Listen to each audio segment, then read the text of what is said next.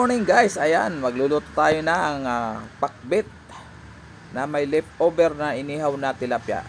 Ayan, umpisa natin guys. Prituhin natin ng konti para hindi madurog pag sinapaw natin. Kasi malasado lang yung pagkapaihaw ko kagabi. Ayan, tostahin natin ng konti. Medium lang ang apoy para hindi dumikit. Ayan.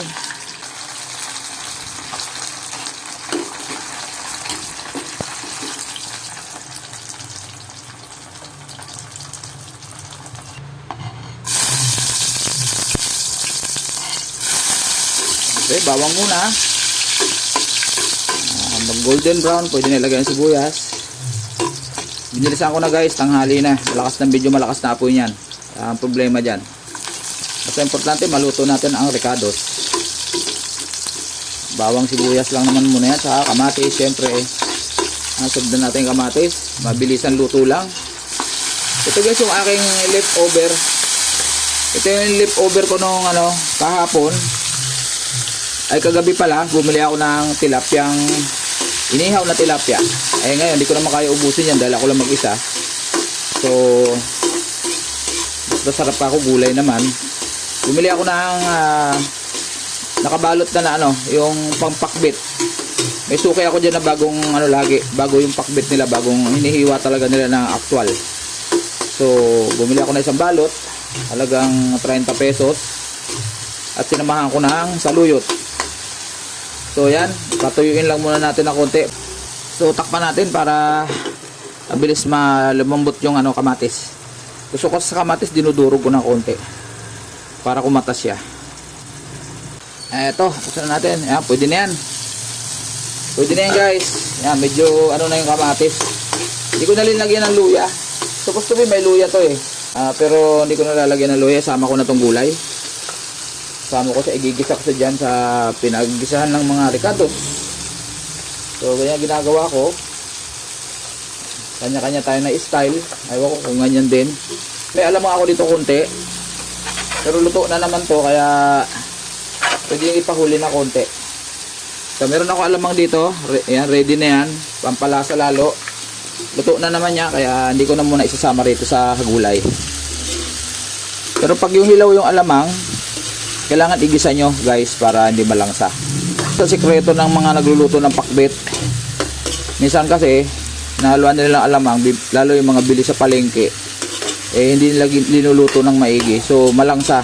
Pag tinikman nyo yung katas ng gulay, hindi kaaya-aya yung kanyang lasa saka yung amoy niya. So ako, ginagawa ko dyan, pag hilaw pa yung alamang, inaano ko siya, binigisa ko siya, niluluto ko siya ng maigi. Parang yan, kasama sa mga sibuyas, bawang. At tapos sinalagyan ko ng luya. Ayan, pag may alamang na sariwa. Pero pag luto na, kahit walang luya yan. Kasi ang luya kasi pantanggal ng langsa. So, takpan muna natin uli. Medium lang natin yung apoy para hindi masyado yung gulay. Okay, pwede na yan. So, gawin natin dito ngayon, halo natin ng konti. Ayan, pwede na yan para medyo half cook lang yung gulay. Ayan, almost 5 minutes lang yung aking time na. Ayan, so okay na siya. So ito guys, lagay ko na ng tubig. Tansyahin nyo na lang guys yung ako mga 3 cups. Kasi gusto ko may konti sabaw dahil yan. Yan, pwede na yan. Yan, pwede ko na ilagay itong magkulo niyan mamaya, yung alamang. Tapos, yung may saluyot pa kasi, mamaya natin ilagay yung saluyot.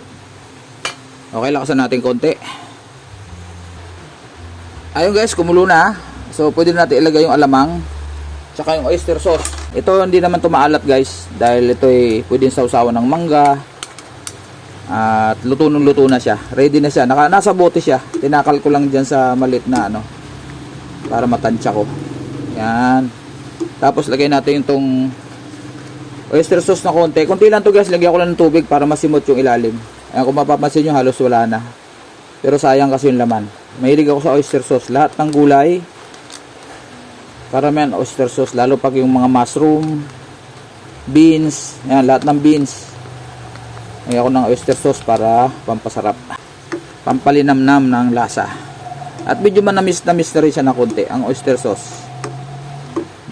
Ayan. Pwede na nga hindi lagyan ng ano yan, ng magic sarap, pero lalagyan ko pa rin. Hindi ko na pa tinitimplahan to.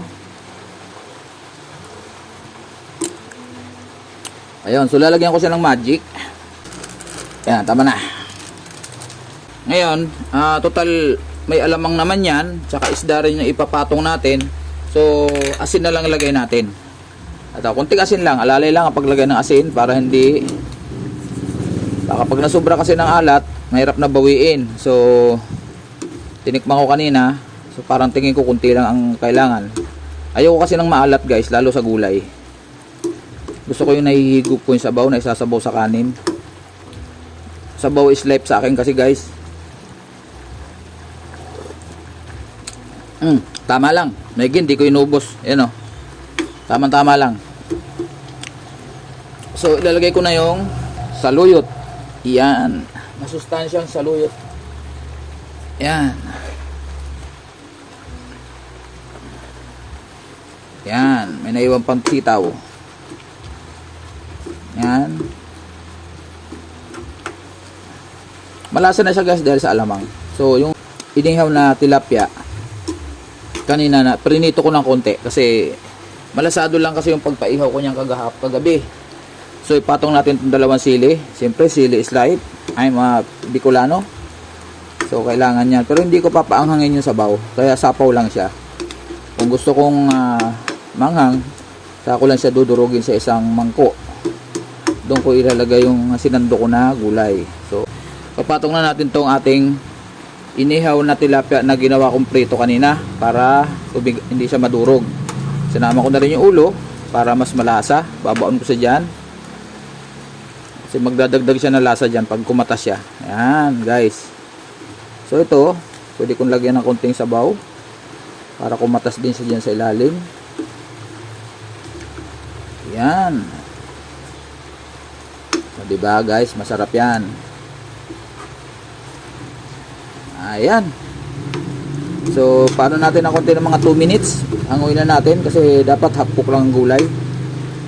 Hindi ko natatakpan yan guys kasi malalabog pag tinakpan natin.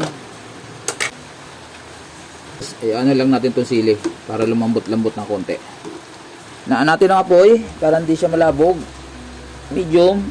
Ayan. Tikman natin uli. Yummy. Manamis-namis guys. Kasi yung alamang medyo may tamis siya, parang siyang pangmangga. Pero hindi naman siya super tamis. Kaya tama-tama lang. Yan. Okay guys, delicious yan. Ayan oh. Healthy na, nakatipid pa tayo dahil uulamin ko to ngayong tanghali hanggang mamayang gabi. Kasya pa yan. Dahil ako lang naman mag-isa rito. Nag-iisang senior. So kaya okay lang. Leftover na tilapia, inihaw. So mas masarap siya, masustansya para sa isang senior na kagaya ko. Ayan.